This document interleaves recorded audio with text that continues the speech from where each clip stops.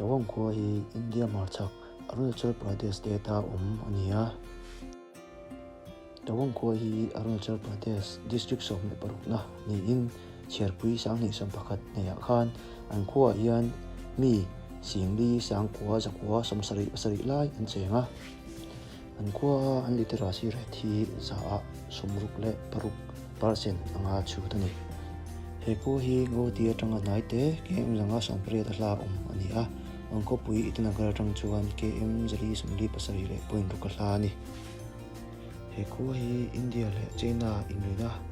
ramri bula khom ania fit sang ko zanga somri la ya sang ania avot viau bokani heram hi border me ani awangin India history tam tak bokani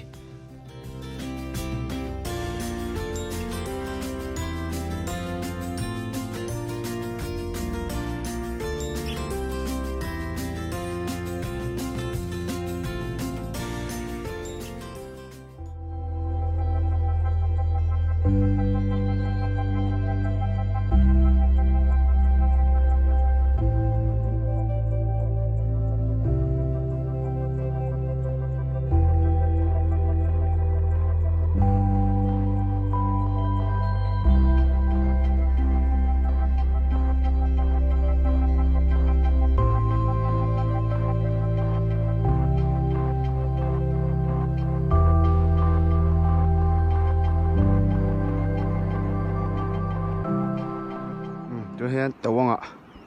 kan mek ani avot khop maya an khoi sanga to hian fit sang kwa zanga somriat venia in anam hi fota tlang sang to khi lai tlang ve chu vurin abo vector abo nuala chu min ria ria tôi hết ta bảo hiền anh khóc quý làm bằng ông ạ anh nhìn thấy hiểm môi à nụ em đi thì tao ông khóc quý anh vật khóc mày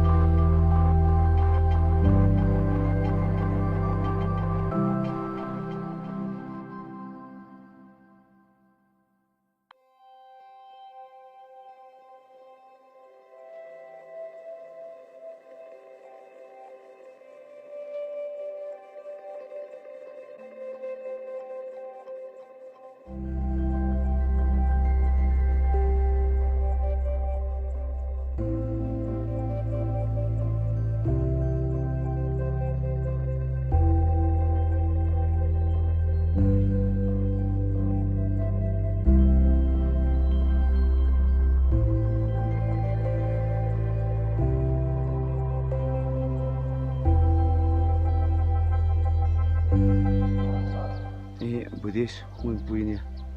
lai trong hian hei tawang khok no khil liang pui kop ma hei lai chut le niam deuh to pit sang kwa zanga le in temo ti ve sang ania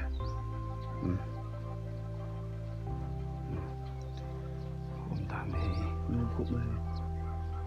pui kop ma hei